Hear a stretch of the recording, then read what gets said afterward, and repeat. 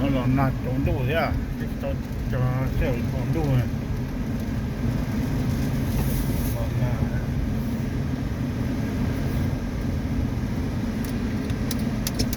Nào thế trốn lo này.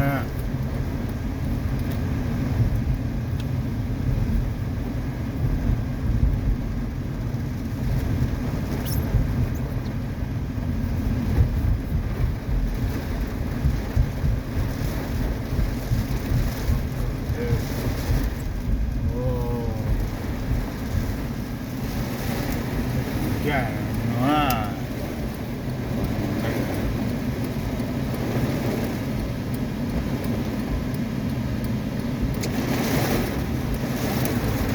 dư nữa. Trống dùng gì nó chứ trống đủ là chạy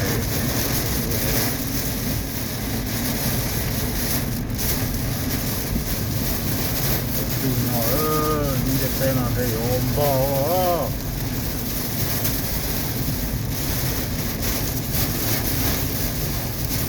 chậm rồi thế à.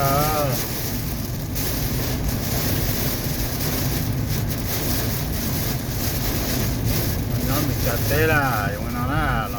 trồng dung gì nó là trồng đủ kia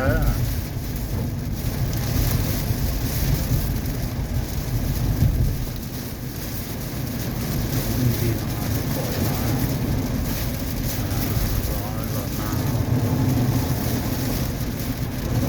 nó bộ thế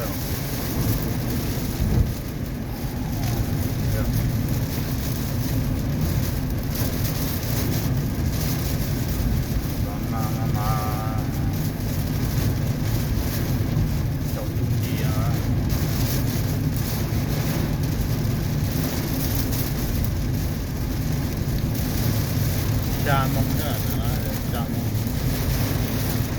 mong đi trồng đu là cổ mong mà trồng đu là cổ mong là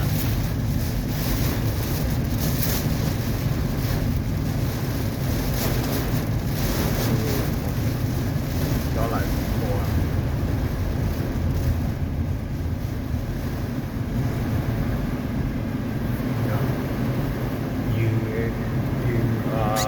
dâu à mà gì dâu à nó mà cỡ rồi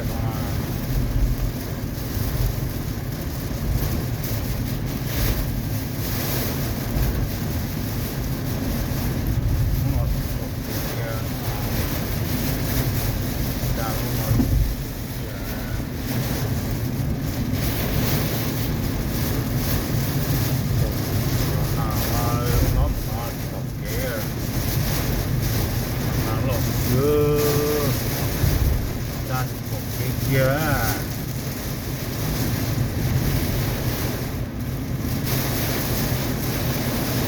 bỏ được cái gì để cái là cho nó toàn bỏ gì ra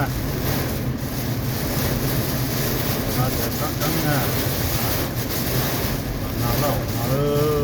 nhiều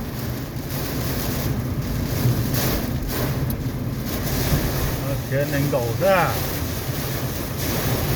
trên đánh đổ ra một cái ra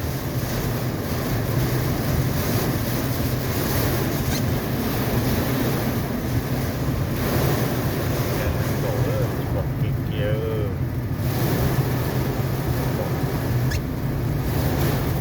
đi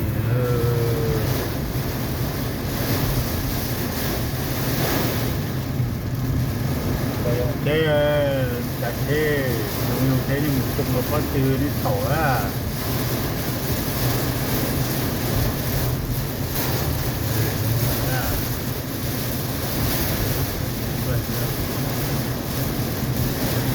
ba thì kia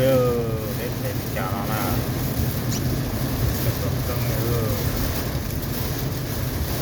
cho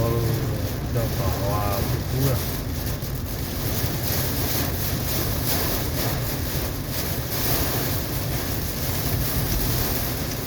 nó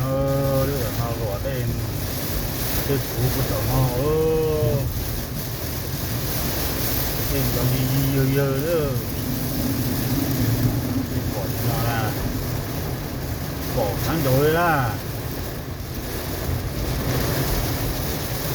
còn nào lót hồ nè còn chung gì nữa thế hồ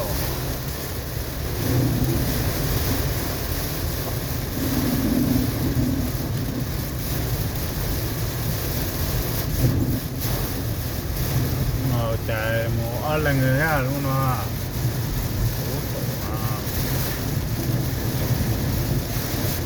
chậm một lọ đây oxy thế nào đúng không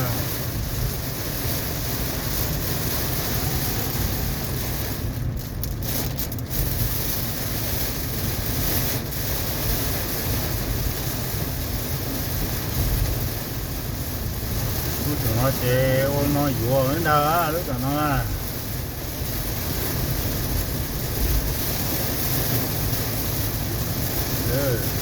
cái quả đó cái trứng là để ôi của đó để nhung đó đừng đâu ta tao cái tiêu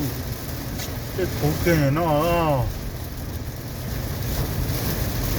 cái phụ kia cái tiêu cái phụ kia để bạn nào nó gì đâu tiêu mà tôi luôn muốn yêu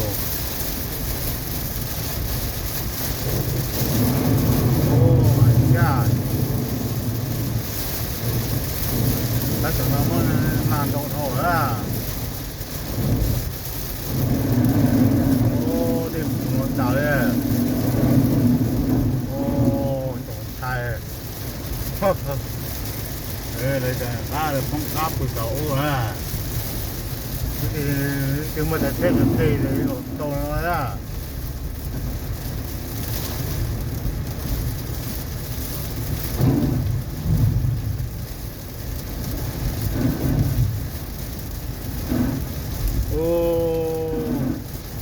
cái đồ tàu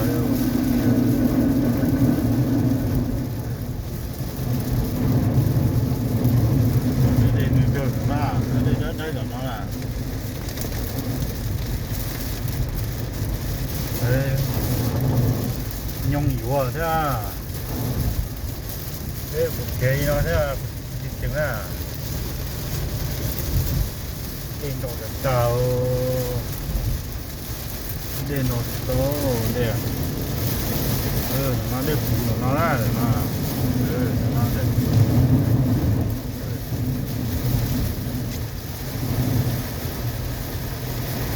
cũng mới thấy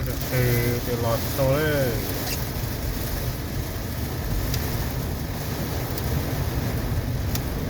đây nó là cái gì đó